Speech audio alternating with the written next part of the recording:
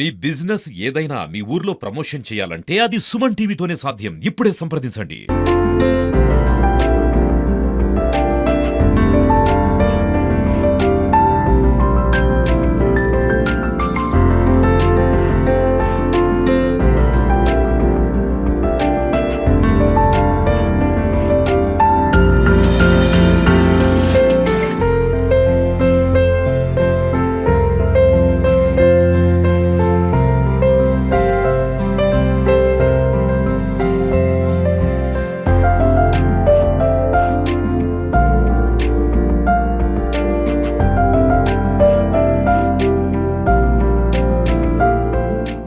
నిర్మాత జయంతి శుభాకాంక్షలు తెలియజేస్తున్నాము.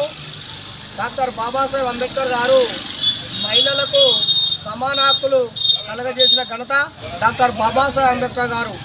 ఆనాడు బ్రాహ్మణ పూజారులు ఇందిరాగాంధీ గారు ప్రధానమంత్రి అయినప్పుడు లక్నో మీటింగ్లో ఆమె కన్నీటి పర్వంతమై మాట్లాడుతుంటుంది.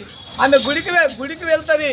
గుడికి వెళ్ళే సమయంలో బ్రాహ్మణ పూజారులు ఆమెకు ఎదురుగా వస్తారు, స్వాగతం పలుకుతున్నామో అని ఆమె అనుకుంటే, నువ్వు ఒక విధవరాలువి, నువ్వు గుళ్ళోకి వచ్చేందుకు అర్హత లేదని బ్రాహ్మణ పూజారులు ఆమెను అనడం జరుగుతుంది. కానీ డాక్టర్ బాబాసాహెబ్ అంబేద్కర్ గారు ఏం చెప్పినంటే, అంబేద్కర్ రాసిన రాజ్యాంగం వల్లనే ఇవాళ నేను ప్రధానమంత్రి అయినా అని లక్నో సభలో ఆమె కన్నీటి పర్వంతమై ఏడవడం జరిగింది.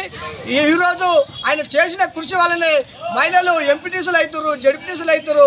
ఆయన దయ వల్లనే ఈరోజు బతికి బట్టగడుతున్నారు. అంటే ఆయన చేసిన కృషి మహిళలు మరవద్దు. ఆయన చేసిన సేవలు ప్రతి ఒక్క రాజకీయ నాయకులు కూడా మరవద్దని తెలియజేస్తున్నాను. ఆనాడు ఇందిరాగాంధీ గారు డాక్టర్ బాబాసాహెబ్ అంబేద్కర్ గారు ఇచ్చినటువంటి ఓటు హక్కు ద్వారా నేను ప్రధానమంత్రి అయినని ఆమె ఏడవడం జరుగుతుంది. బడుగు బలహీన వర్గాల కోసం కూడా ఆయన పోరాటం చేసినటువంటి మహనీయుడు. అట్టడుగునున్న ప్రజల కోసం కూడా పోరాటం. ఈరోజు రాజ్యాంగాన్ని మార్చే కుట్రలో ఉన్నారు ఈనాటి ప్రభుత్వాలు. రాజ్యాంగాన్ని మార్చకుండా అన్ని బడుగు బలహీన వర్గాలందరూ ఏకతాటి మీదకి వచ్చి మన యొక్క రాజ్యాంగాన్ని రక్షించుకుంటేనే మనకు సమాన హక్కులు కలుగుతాయి.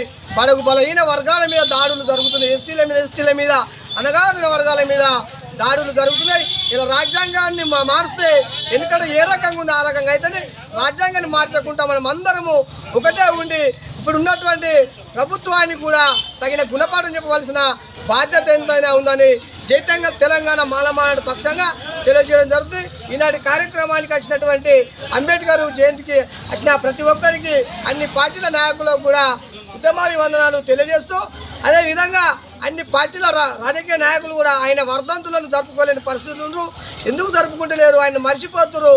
ఆయన ఓటు హక్కు ద్వారా ఇలా వాళ్ళు గెలిచి కూడా ఆయన విస్మరిస్తున్నారు. కాబట్టి విస్మరించకుండా జిల్లా కలెక్టర్ కానీ రాష్ట్ర ప్రభుత్వం కానీ రాష్ట్ర యంత్రాంగం కానీ చర్యలు తీసుకోవాలని జై తెలంగాణ మానవాడి పక్షంగా ప్రతి ఒక్కరికి ఉద్యమాభివందనాలు తెలియజేస్తున్నాను. జై భీమ్, జై భీమ్.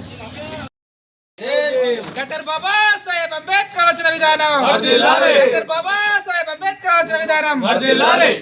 ఈరోజు గంభీరావుపేట మండల కేంద్రంలో డాక్టర్ బాబాసాహెబ్ అంబేద్కర్ గారి 134వ జయంతి కార్యక్రమాన్ని పూర వీధుల గుండా అన్ని గ్రామాల నుంచి మరి గంభీరావుపేట మండలానికి చేరుకొని డాక్టర్ బాబాసాహెబ్ అంబేద్కర్ గారి విగ్రహానికి మరి పూలమాల అలంకరించిన తర్వాత మరి దళిత సంఘాలందరి ఆధ్వర్యంలో గంభీరావుపేటలో ఉన్నటువంటి మా అనాథ వృద్ధాశ్రమానికి చేరుకోవడం జరిగింది.